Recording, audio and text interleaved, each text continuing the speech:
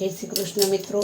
आज मार्केट में शाक लेवा गई थी तो आई सरस सरस कूणी दूधी थी नानकड़ी अने चैत्र महीनो आवी रह्यो छे तो बधाना घर में नोरताना उपवास रामनवमी 11 होय ज छे। तो मने विचार आव्यो कि आपणे आनो ताजो दूधीनो लचको बनावी लईए। मिल्क मेड तो आपणे घर में छे ज, तो हवे आपणे दूधीने छीली अने छीणी लईए। आपणे दूधीनुं छीण करी लीधुं छे छाल उतारीने અને એક કડાઈમાં મેં 2 ચમચી જેટલું ઘી ગરમ કરવા માટે મૂકી દીધું છે। ઘી ગરમ થઈ ગયું છે તો આપણે તેમાં 1 ટેબલસ્પૂન કાજુ અને 1 ટેબલસ્પૂન પિસ્તા આખા જ ઉમેરી અને સાતળી લઈશું।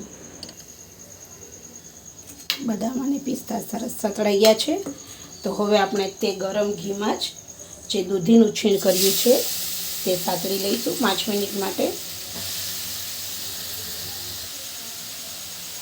હવે દૂધી સરસ સતળાઈ ગઈ છે તો એક વાટકો એક આપણે તેમાં ખડી સાકર ઉમેરી દઈશું, કારણ કે મિલ્ક મેડ ઉમેરીશું તો મિલ્ક મેડમાં ગળ્યું હોય છે।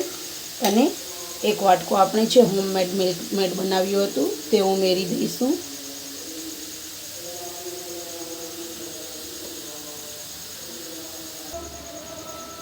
બધું સરસ મિક્સ થઈ ગયું છે તો આપણે તેને ધીમા તાપે થવા દઈશું 15 થી 20 મિનિટ માટે।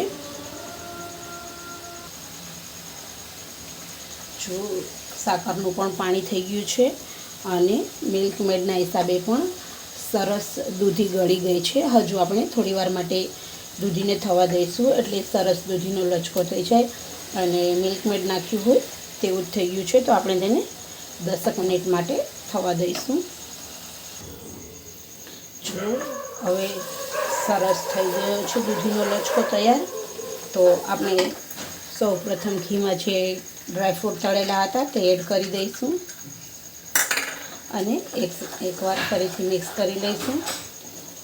તો તૈયાર છે આપણો દૂધીનો લચકો, જે આપણે એમ પણ લઈ શકીએ, ગરમ પણ લઈ શકીએ અને ઠંડો પણ લઈ શકીએ અને ચૈત્રી નવરાત્રિમાં પણ લઈ શકીએ અને ઉનાળો છે તો પણ સ્વાસ્થ્ય માટે સારો।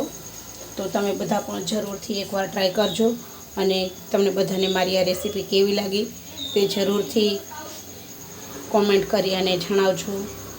જો તમને મારી આ રેસીપી ગમી હોય અને આવી જ નવી નવી રેસીપી જોવી હોય તો મારી ચેનલને લાઈક, શેર, સબસ્ક્રાઈબ અને ફોલો કરી દેજો। તો હવે આપણે ગેસ બંધ કરી દઈશું અને હલવાની મજા માણીશું।